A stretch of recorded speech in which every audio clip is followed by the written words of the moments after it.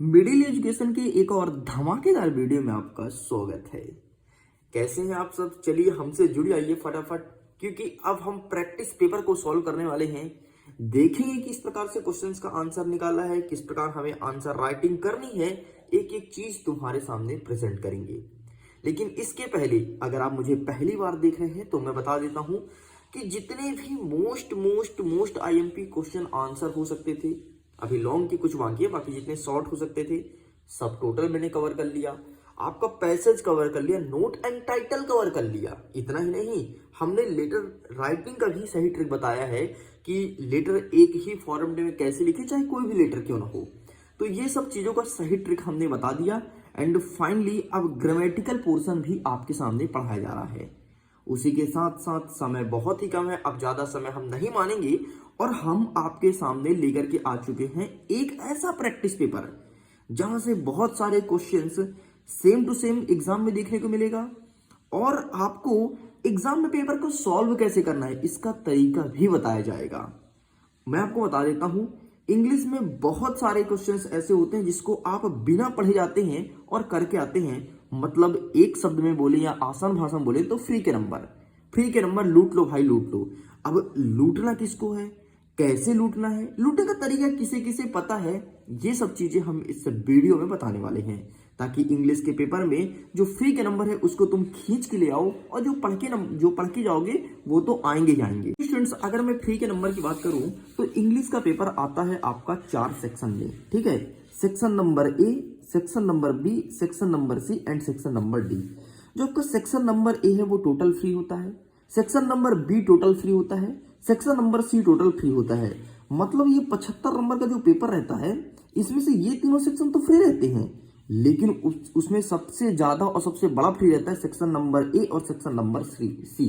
इसमें कुछ नहीं करना भाई, कुछ नहीं करना, सिंपल सा जो लिखा है वही आपको उत्तर कॉपी में छाप देना है। मतलब यहां पर जो लिखा है वही आंसर कॉपी में छापना है।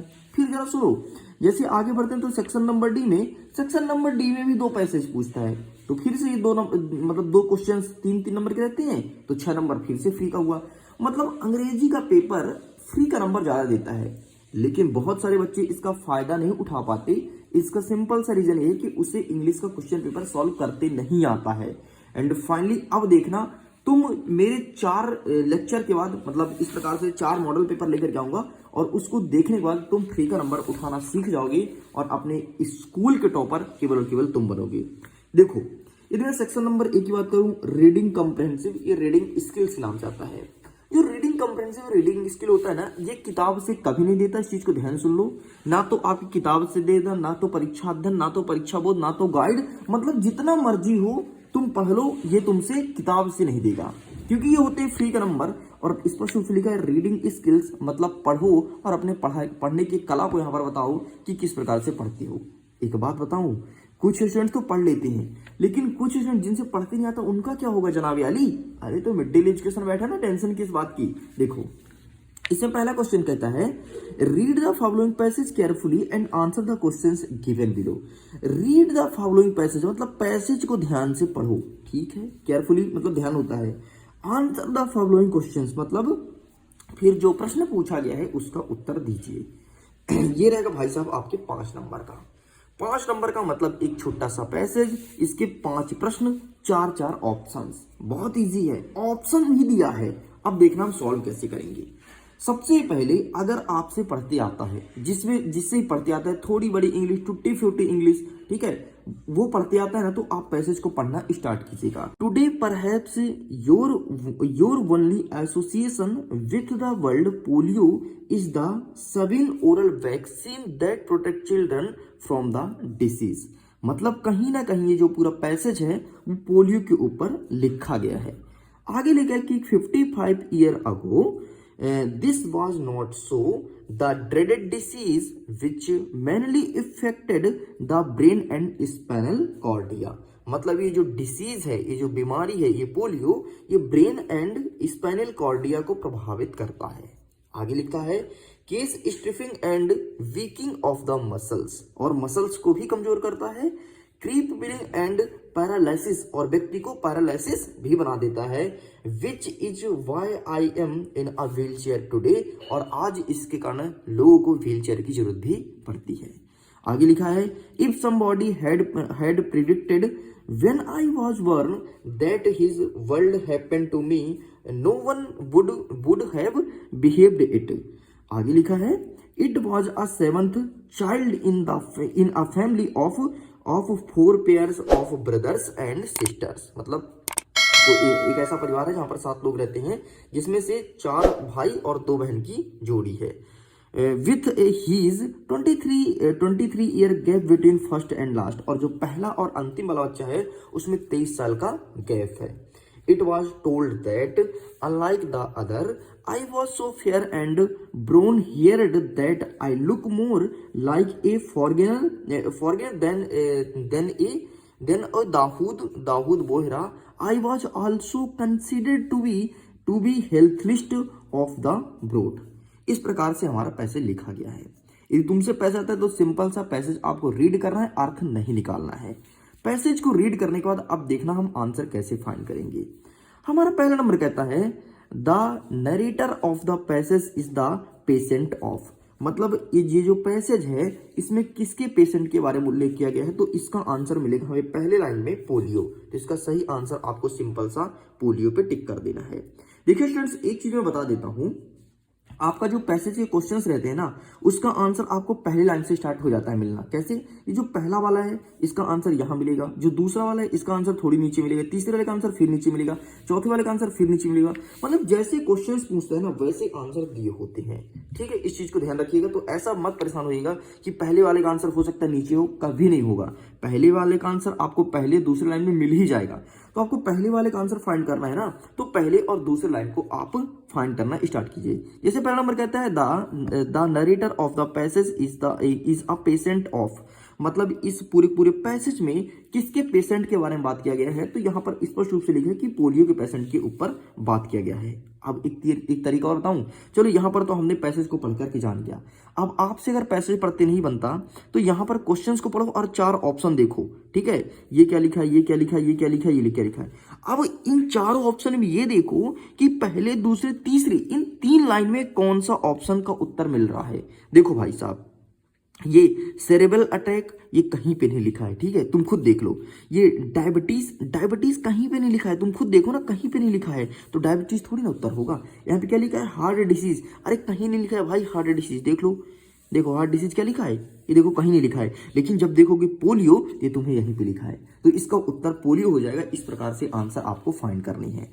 अब देखिए हमारा सेकंड नंबर कहता है to say something about the future is to, मतलब भविष्य में इसको क्या देखने को मिलेगा। तो देखो भाई साहब, ये ऑप्शन देखो। ठीक है, ऑप्शन तो हमने चलो देख लिया। अब ऑप्शन बाद ये देखते हैं कि ये शब्द कहाँ लिखा है। अगर ये शब्द पैसेज में कहीं लिखा है तो समझो हमें आंसर मिल गया, और नहीं मिल रहा है तो फिर हम इन 4 वर्ड्स में से पैसेज में ढूंढना स्टार्ट करेंगे। जैसे कि मैं पहले बोला था कि सेकंड लाइन है, तो इसका आंसर आपको दूसरे तीसरे लाइन में ही मिल जाएगा। ठीक है, मतलब दूसरे तीसरे में ना भी मिले तो आपको इतना तो फिक्स है कि तीसरे नंबर के आंसर के पहले ही उत्तर मिलेगा, क्योंकि क्वेश्चन पहले पूछा गया है। इस प्रकार से सेटिंग की जाती है। तो आइए देखते हैं भाई साहब कहाँ लिखा है to say something about the future is to. तो आओ देखते हैं। हमारा आंसर पहला वाला तो यहाँ पे मिला था। ठीक, यहाँ से स्टार्ट करेंगे इस पॉइंट से। आगे disease, manual effect, brain, spinal and cardia लिखा है। ठीक है, ये चलो यहाँ पे नहीं है। Creeping, paralysis, which I am wheel chair today, if somebody had predict, देख लो, प्रिडिक्टेड, ये वर्ड मुझे मिल गया एंड यही सही उत्तर हो जाएगा इसका। देखो बाकी ये शब्द कहीं नहीं मिला है, मतलब आपको ये भी ध्यान रखना है फ्यूचर वाला, और ये 4 वर्ड आपको ध्यान रखना है, जो मिल जाए वही उत्तर, एंड प्रिडिक्टेड यहाँ पर मुझे मिल गया। नेक्स्ट देखते हैं। The narrator was the 7th child in a family that hate, मतलब 7th चाइल्ड के बाद कौन सा बच्चा आएगा, तो भाई साहब 7th के बाद 8th आएगा ना। ये देखो इसका आंसर यहाँ पे लिखा है 7th चाइल्ड, तो इसके बाद 8 चिल्ड्रन हो जाएगा। इस प्रकार से इसका सही उत्तर हो जाएगा। नेक्स्ट देखते हैं पोलियो द, अब देखो ये शब्द कहीं ना कहीं पैसे में पढ़े थे तो मिला था। ड्रेडेड वर्ड कहीं मिला था, देखना मुझे याद है ड्रेडेड वर्ड पक्का कहीं ना कहीं मिला था जब हम पैसेज को पढ़ रहे थे। तो ये रहता है पैसेज पढ़ने का फायदा। ये देखो ड्रेडेड वर्ड मिल गया है ना, याद है ना। इसीलिए बोलता हूँ पैसेज को एक बार पढ़ लिया करो। Dreaded disease, manual effect the. अब किसको इफेक्ट करता है भाई, ये देखो यहाँ पे लिखा है ब्रेन एंड स्पाइनल कॉर्डिया, ब्रेन एंड स्पाइनल कॉर्डिया। अब देखो इसको मैंने कैसे पकड़ा, हमें ड्रेडेड वर्ड पता था कि यार पैसेज में कहीं ना कहीं मिला था, एंड ये रहा ड्रेडेड वर्ड, हमने इसे फाइंड किया, एंड इसके आगे गए disease which mainly affected brain and spinal कॉर्डिया, और इसके थ्रू हमें आंसर मिल गया। इस प्रकार से हमें फाइंड करना है।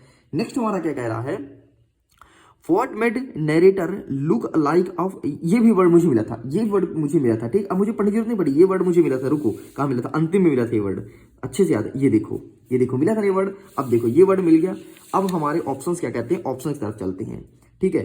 ब्रोन हार्डली कहता है, अरे ये वर्ड भी तो मिला था कहीं पे, रुको रुको रुको रुको रुको रुको रुको, ये वर्ड मिला था, ये देखो ये वर्ड, ये देखो इसके पहले ये वर्ड दिया है, ठीक। और इंग्लिश में ये होता है, क्वेश्चन के पहले इसका आंसर दे देता है, एंड फाइनली इसका सही आंसर ऑप्शन नंबर ए हो जाएगा।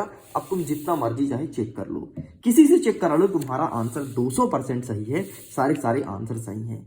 अब एक काम करना, इसको तुम लो और इस पैसेज को तुम फाइंड करना, तुमको जहां मिले और उसके आंसर्स मैच करना, क्या सच में यही आंसर है, 100% यही आंसर होगा जो हमने तुमको समझाया है। चलो ठीक इसी प्रकार से अब हम पैसेज नंबर सेकंड को सॉल्व करते हैं, और अगर ये भी तुमसे बन गया ना तो समझो तुम कर गए एग्जाम में। चलो सेकंड नंबर पैसेज कहता है, read the following passage carefully and answer the questions given below. मतलब फिर से पैसेज आपको ध्यान से पढ़ना है, नीचे जो प्रश्न पूछा है उसका आंसर आपको करना है।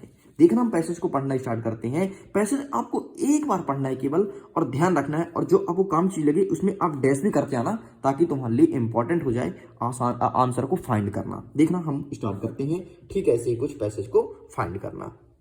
देखो भाई साहब, यहाँ पे लिखा है, there are 3 main groups of group of oil, animal, vegetable and minerals. मतलब ऑयल प्राप्त करने के 3 ग्रुप होते हैं, एनिमल होता है, वेजिटेबल होता है और मिनरल्स होता है। मतलब यहाँ ऑयल का यूज किया जाता है। Next, great quantity of animal oil come from wheel जो मछली होती है उसके बारे में बात कर रहा है। Those enormous creature of the sea which are the largest of animal remaining in the world to protect। अच्छा, कुछ जो आपको काम करेगा उसमें टिक भी करते हैं, ठीक है। To protect the whale from the cold of the Arctic Sea, nature has provided them with a thick covering of fat, और called bullard word को हमने डैश कर लिया। When the whale is killed, the buller is stripped of the boiled down. It produces a great quantity of oil, which can be made into food of human consumptions. आगे लिखा है, a few other creator yield oil, but known so much as the whale। ठीक है, आगे देखते हैं, the liver of the cod and halibut, but kits of fish yield nurses oil। Both cold liver oil and halibut oil are given to sick children and other invalid who need certain vitamin। ठीक है, आगे लिखा है, Veget wheel oil has been known from very old time. No household can get on with it, for it is used in cooking। ठीक है, आगे लिखा है, perfume my way made from the oil of certain flowers। Soaps are made from vegetable and animal products and the oil of certain flowers। इस प्रकार से लिखा है, तो हमें certain flower वाले वर्ड मिले हैं, तो इसको हमने कर लिया फिर से डैश। अब देखना आंसर हम कैसे निकालते हैं। पहला नंबर कहता है, the main source of animal oil. जो एनिमल ऑयल का मेन सोर्स क्या होता है, तो हम 50 बार पढ़े भाई साहब, भेल। तो इसका सही आंसर भेल नहीं हो जाएगा। आप खुद बताओ ना। ये देखो पहले लाइन में मैं बोला था ना कि पहले क्वेश्चन का आंसर पहली लाइन में मिलेगा। तो देखो जैसे हमने इसे पढ़ना स्टार्ट किया, तो यहाँ पे लिखा है, ग्रेट क्वांटिटी मतलब बहुत अधिक मात्रा में एनिमल प्रोड्यूस करती है व्हेल। तो इस प्रकार से भाई साहब व्हेल हो गया। लो अब बताओ। नेक्स्ट कहता है हमारा question number second, second number कहता है vegetable oil is mainly use for, मतलब जो वेजिटेबल ऑयल होता है इसका मेनली यूज कहाँ करते हैं। अरे भाई वेजिटेबल लिखा है तो इसका यूज कहाँ करेंगे, आप ही बताओ ना। वेजिटेबल है तो यूज कुकिंग में करेंगे, खाना बनाने में करेंगे। तो भाई यहाँ पर देखो इसका आंसर मिल जाएगा आपको। आगे बढ़ते हैं, वेजिटेबल कहीं पे लिखा था, हमने पढ़ा था बहुत अच्छे से, ठीक है। ये तो यहाँ इसके पहले तो होगा नहीं, ठीक, यहाँ तक कंप्लीट हो गया। See an large animal remaining bird to protect whale cold arctic has been, ठीक है व्हेन कॉल्ड बुलेट स्टेटेड। अब आपको वेजिटेबल वर्ड ढूंढना है, ठीक है, वेजिटेबल ढूंढना है।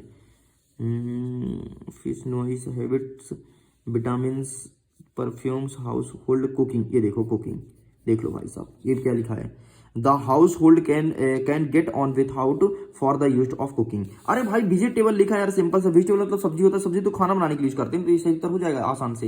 नेक्स्ट थर्ड नंबर देखते हैं, the dash details of fish एल्ड नर्सेस ऑयल, ठीक है, नर्सेस ऑयल मतलब ये किसको प्रभावित करता है, तो हमें ये देखना है, इल्ड नर्सेस देखना है। इल्ड नर्सेस वर्ड हमने यहाँ पर पढ़ा था, ठीक है, हमें अच्छे से याद है। चलो तो आगे देख लेते हैं क्या लिखा है, liver of the cold, liver liver liver option है, ये देखो लीवर, पहले लाइन में आंसर मिल गया, देख लो लीवर। अब क्या चाहिए तुमको, क्या तीर मारना है, लीवर मिल गया पहले का आंसर, ठीक, लीवर हो गया पहले का आंसर, ठीक है, गॉट इट। इस प्रकार से आपका ये भी कंप्लीट होता है। नेक्स्ट देखते हैं चौथा नंबर क्या कहता है, the thick protective covering of fat on a wheel is called. देखो भाई फैट वर्ड तो मुझे मिला था, बहुत अच्छी याद है, फैट वर्ड मुझे ना कहीं मिला था, रुको आओ देखते हैं। फैट वर्ड मिला था यार पढ़ते टाइम पैसेज को, ठीक है, पैसेज को पढ़ते टाइम फैट वर्ड कहां पे मिला था, ऐसे तो नहीं मिलेगा, हम ऊपर से फाइंड करना स्टार्ट करते हैं, ठीक है। अच्छा ऑप्शन में देख लेते हैं, सेल्स, अरे ये भी तो वर्ड मिला था ना, बुलवेयर स्किन फाइन, रुको ये वर्ड भी मिला था मुझे पैसेज पढ़ते टाइम, ये देखो हमने टिक भी करवाया था, ठीक, ये इंपॉर्टेंट लग रहा है, इसे टिक कर लो। तो भाई साहब एक बात बताओ, यही उत्तर हो जाएगा ना इसका। अच्छा उसके आगे देख लो, फैट मिल गया, उसके आगे पीछे भी मिलना चाहिए फैट, और फैट के आगे क्या मिल गया, कवरिंग मिल गया, और हमारे क्वेश्चन में लिखा है कवरिंग ऑफ फैट, तो फैट कवरिंग मिल गया, देख लो, ठीक है। इस प्रकार से आपका इसका सही आंसर क्या हो जाएगा, ये हो जाएगा ऑप्शन नंबर बी, बुलवर, ठीक। इस प्रकार से भी कंप्लीट होता है। चलिए एक क्वेश्चन और बचा है, उसे भी देख लेते हैं कैसे सॉल्व करते हैं, ठीक। तो आ रहा ना आपको समझ में। चलिए नेक्स्ट कहता है, वेरी सिंपल दिया है कि अब आपको नाउन बताना है किसका, प्रोटेक्ट वर्ड का। तो प्रोटेक्ट का नाउन हो जाएगा आपका प्रोटेक्शन, अर्थात option number D is correct answer. तो इस प्रकार से हमने पैसेज को आसानी तरीके से सॉल्व कर लिया। अब एक आपको मैं क्वेश्चन देता हूं, ठीक है, सिंपल सा, आप सब अपना परीक्षा अध्ययन उठाना, जिसके पास होगा परीक्षा अध्ययन का जो पहला पैसेज है, जो भी पहला पैसेज होगा, टास्क देता हूं कंप्लीट जरूर करना, परीक्षा अध्ययन का जो भी पहला पैसेज होगा उसका आंसर फाइंड करना, और ईमानदारी से आंसर फाइंड करना, चाहे गलत हो चाहे सही हो, ईमानदारी से तुम ढूंढना, जैसे ट्रिक मैंने अभी यहां पर लगाया है, ईमानदारी से आंसर ढूंढना, फिर बताना क्या पूरे आंसर तुम ढूंढ पा रहे हो या नहीं। मैं अच्छे जानता हूं पहली बार में तुम पूरा आंसर नहीं ढूंढ पाओगे, कुछ गलतियां होगी, दूसरी बार में कम गलतियां होगी, और जैसे जैसे तुम 2 से 3 बार खूब प्रैक्टिस कर लोगे, जैसे मैंने यहां पर सिखा दिया तुमको, वैसे तुम आसानी से आंसर ढूंढ पाओगे। मैं उम्मीद करता हूं आपके सेट नंबर डी का सेक्शन नंबर सी बहुत अच्छे समझ में आया होगा, और एक एक पैसेज का आंसर आप ढूंढ पा रहे होंगे। जल्द ही आपके सामने जब नेक्स्ट सेट आएगा वैसे ही ढूंढेंगे, खूब प्रैक्टिस करेंगे ताकि परीक्षा में हम आसानी से कर जाएं। अब जल्द ही एक नेक्स्ट वीडियो अपलोड होगा जिसमें हम नोट और टाइटल लिखने का ऐसा शॉर्ट ट्रिक बताएंगे ना, नोट, टाइटल और एब्रीवेशन का मतलब हो सकता है तुमको पता ही ना हो, एंड इस बार एमपी बोर्ड बोला है कि नोट टाइटल के साथ एब्रीवेशन लिखना जरूरी है, तभी जाकर के 1 नंबर बच्चों को दिया जाएगा। अगर आप नोट और टाइटल बस लिख के आते हो 3 नंबर ही मिलेगा, इस चीज को ध्यान रखना। और टॉपर बनना है तो एब्रीवेशन जरूरी है, वो भी आपको सिखा दूंगा, टेंशन मत लीजिए। ओके स्टूडेंट्स, तो अभी हम यहीं पर वीडियो को एंड करते हैं। अगर इस क्वेश्चन पेपर को पीडीएफ को डाउनलोड करना है तो लिंक डिस्क्रिप्शन बॉक्स में है, चेकआउट कीजिए, अपने पीडीएफ को आसानी से डाउनलोड कर सकते हैं। और जो होमवर्क दिया हूं, होमवर्क जरूर करिएगा और मुझे आंसर टैग कीजिएगा व्हाट्सएप नंबर पे। व्हाट्सएप नंबर क्या है, 74 70 705 703, है ना। आपके पास कोई भी पैसेज हो उसे सॉल्व करके मुझे जरूर भेजना और बताना कि सर मैंने ईमानदारी से जैसे आपने सिखाया वैसे ही किया, और यदि तुमसे इंग्लिश पढ़ते आती है, अर्थ निकालते आती है, तो देन बेहतर है, उससे अच्छा तो कुछ हो ही नहीं सकता। ओके स्टूडेंट्स, चलिए मैं वीडियो एंड करता हूँ। एग्जाम के लिए ऑल द बेस्ट। पीडीएफ को डाउनलोड कीजिए, लिंक डिस्क्रिप्शन बॉक्स में दिया गया है।